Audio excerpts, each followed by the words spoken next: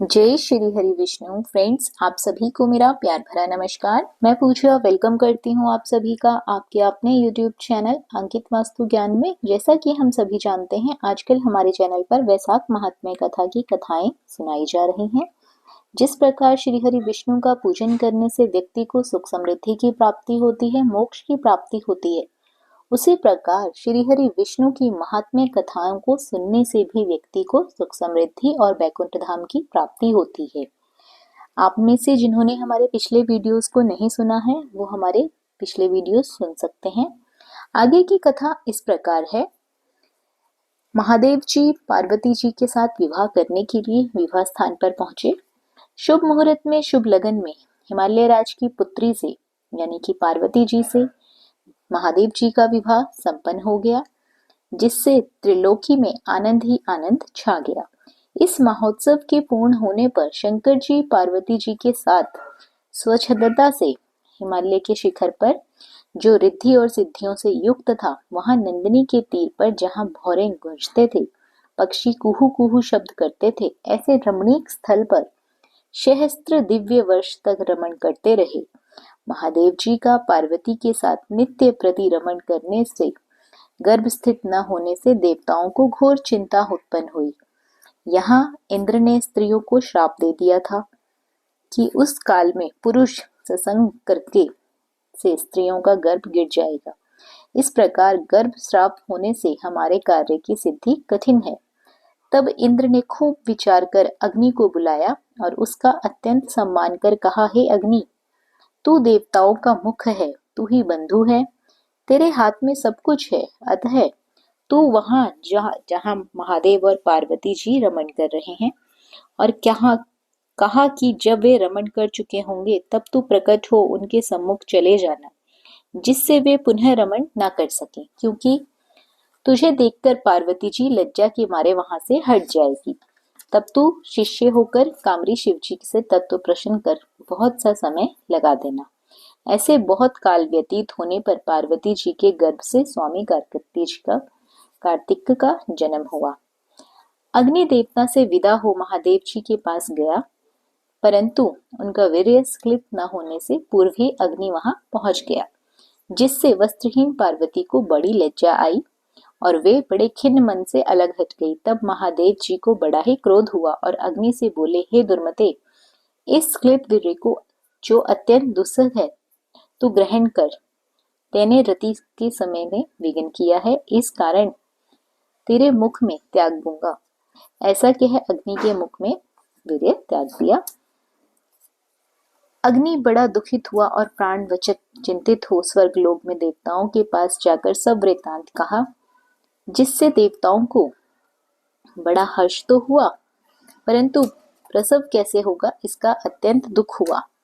अग्नि के उदर में महादेव जी का तेज बढ़ने लगा, जहां तक कि 10 महीने व्यतीत हो प्रसव का कोई उपाय न हुआ। तब अत्यंत दुखी हो अग्नि देवताओं को संग लेकर महायशस्विनी गंगा के पास गए और सब मिलकर उनकी स्तुति करने लगे। हे माता, तू ही देवताओं की माता है, तू ही जगदीश्वरी है, तू ही देवताओं के निमित्त शंकर जी के इस तेज को धारण कर सकती है। ये जो अग्नि के उदर में गर्भ बढ़ रहा है, उसकी स्त्री न होने से गर्भ का प्रसव नहीं हो सकता, अतः तू इस अग्नि और हम सब देवताओं की दया करके रक्षा करे।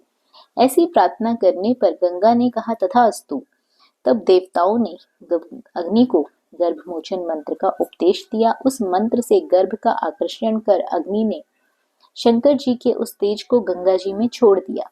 यह तेज बड़ा दीप्तिमान और लोकों में असहनीय था। कुछ मास पर्यंत गंगा जी भी उसे सहन न कर सकी। उसके प्रभाव से जल सूख गया, रक्त कलेवर दिखाई देने लगा। पतिव्रत के प्रभाव से गंगा जी अत्यंत दुख से व्याकुल हो गई।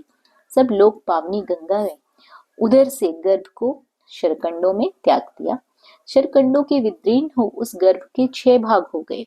तब ब्रह्मा की भेजी हुई 6 कृतियां आई, उन्हें शरकंडों से विषित शोभव तेज के 6 भागों को ग्रहण कर 6 मुख का पुरुष बनाया, जिसका शरीर एक ही था। ब्रह्मा की आज्ञा से उन कृतियों ने उसे बहुत दृढ़ कर दिया। यह पुरुषाकार 6 मुखी शरीर बहुत समय तक शरकंडों में वैसे ही पड़ा रहा, उसका कोई रक्षक नहीं था।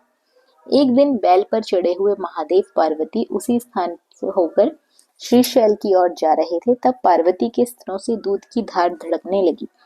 एकाएक विस्मित हो पार्वती महादेव के अकस्मात अपने स्तनों से दूध की धार पड़ने का कारण पूछने लगी।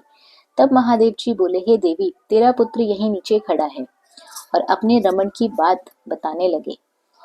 अग्निकर हमारे रमण के समय वहां आना, उसे देखते ही तुम्हारा लज्जा से दूर हट जाना और वीर्यस्खलित न होने के कारण क्रोध में आकर मैंने अग्नि के मुख में छोड़ दिया था। अग्नि के सहन न होने से उसे गंगा में छोड़ना पड़ा, फिर गंगा के जलने से गंगा को उसे शरकंडों में छोड़ देना पड़ा और शरकंडों ने उसको 6 भागों में बांट दिया। मातृकाओं द्वारा उसे दृढ़ कर देने का वृतांत सुनाया। इसी से इसकी पुरुष जैसी आकृति हो गई है, जिसे देख तेरे स्तनों से दूध टपकने लगा है। इसका पराक्रम विष्णु के समान होगा, अतः तू इसका पालन पोषण कर, यही तेरा औरस पुत्र है।